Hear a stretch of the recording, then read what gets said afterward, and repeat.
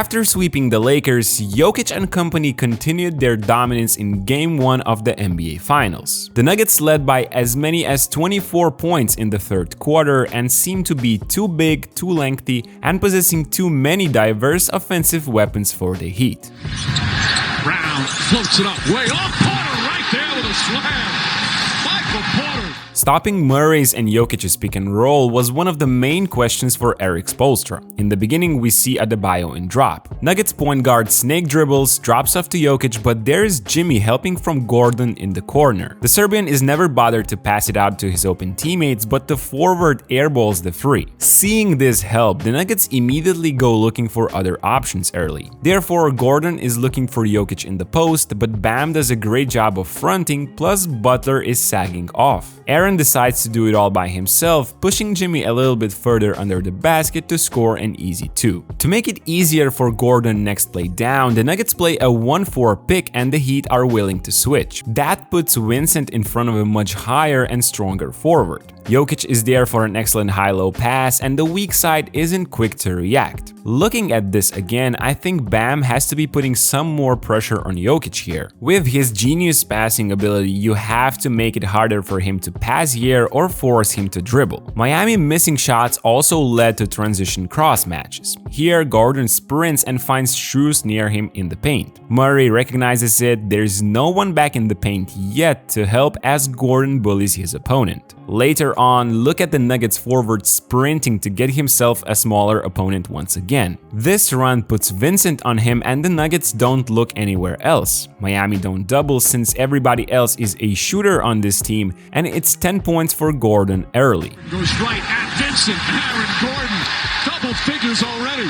Miami will have to match up better in transition or think about using a bigger lineup because every time Gordon saw someone not named Jimmy Butler near him, he was aggressive and Vincent couldn't do anything. And the Nuggets kept feeding the hot hand. Even against Caleb Martin, who is technically playing the same position, it's a simple I am stronger than you game for Aaron as he steals the spotlight early in Game 1. So what the Heat have to do to avoid that in Game 2? I already mentioned better transition defense to keep the initial matchups because this is what happens when Butler guards Gordon's post-ups. The more of these tough attempts and less layups, the better. Before we move on, a quick shout out to the sponsor of this video, Kicks. Since 1993, Kicks has been a specialist for retro and performance basketball shoes, limited sneakers, and high-quality streetwear apparel. With thousands of constantly updated performance and basketball culture products, they are the go-to place for basketball players and everyone who identifies with the never not balling credo. Check out Kicks.com for the very best basketball gear in the game and use our special promo code BasketNews 10 for 10% off. For Miami to actually have a chance against the Nuggets, two things have to change. Coming back to the initial question, the two-man game of Murray and Jokic. As I mentioned, Miami chose deep drop with Adebayo, basically saying, hey Jamal, you beat us. We are giving you this mid-range area to work with as we close the roles of Jokic. Well, to put it short, it did not work in Game 1 in a way Miami would have liked it, as Murray hit 3 mid-range jump shots and added this beautiful floater. Murray, the runner.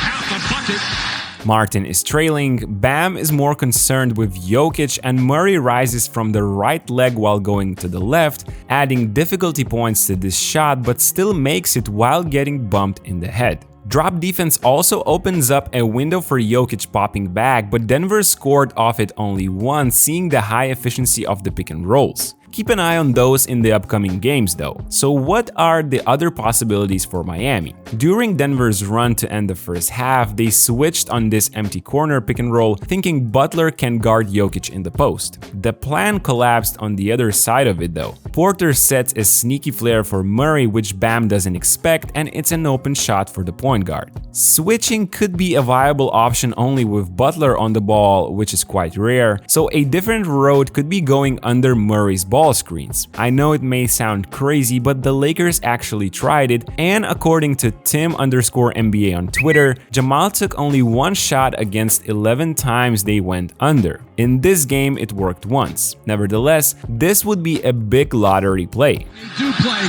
smart, unselfish basketball. as Murray misses. Miami deploying zone with Murray and Jokic on the court would be a risky move as well, but could potentially decrease the points per possession on their two-man game. In the first half, Spoelstra used zone only in the minutes where Jokic was on the bench, while trying it in the fourth quarter with both of them on court actually helped them to get a few stops. However, not much time passed until Jokic figured out how to operate in that mid-range area and find cutting teammates. Adjustments are Spoelstra's dark horse, so expect to see different coverages come Game 2 on Sunday. Something gets it to Jokic. Jokic inside to Jeff Green. Another beautiful pass from Jokic. His 13 assists, and that stops the 11-0 run. For Miami to actually have a chance against the Nuggets, two things have to change. Obviously, Jokic is the biggest target defensively with the two-time MVP in a deep drop like Adebayo against most of Heat's pick and rolls. Miami will probably shoot a bit better in the next games, but Spoelstra should look to run even more handoff pick and roll actions with Bam for his shooters, because this brings Nikola higher up the court since they don't want to give up a free here, freeing up the short roll option for Miami. And look at the shot quality they get in these few clips. This is beautifully designed play the Heat run sometimes after timeouts, with Bam in the corner and Robinson sprinting for a handoff which pulls Jokic up, opening up the floodgates, which leads to 2 easy points. On more usual schemes, it's still an amazing shot quality from the Heat.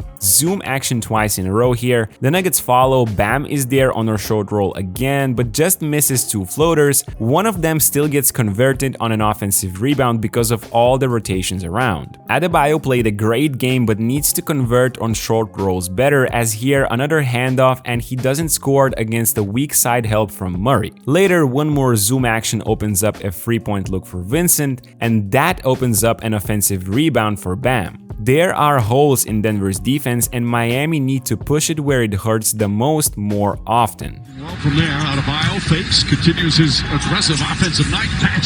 He's got 20 points. We all know that the biggest reason Miami actually made it this far in these playoffs is this guy right here. However, in Game 1 he looked not aggressive enough, admitting it himself in the post-game presser. For Miami to win, the shooters need to play better, and they probably will. It's hard to go 0 for 10 if you are in the NBA 2 games in a row. But Jimmy has to be looking to score himself more, not passing up on mid-range shots like here. Miami shot playoff low only 2 free throws in this game, mainly because Butler was not looking to attack even when he got the most favorable matchups of all. Way too many times he swung the ball before it touched the paint and before he really tried beating his opponent. I'm pretty sure we will see a different Jimmy in Game 2, and it should help us get a more interesting finals match on Sunday. To get rid of Gordon, now finds Strus blocked by Gordon.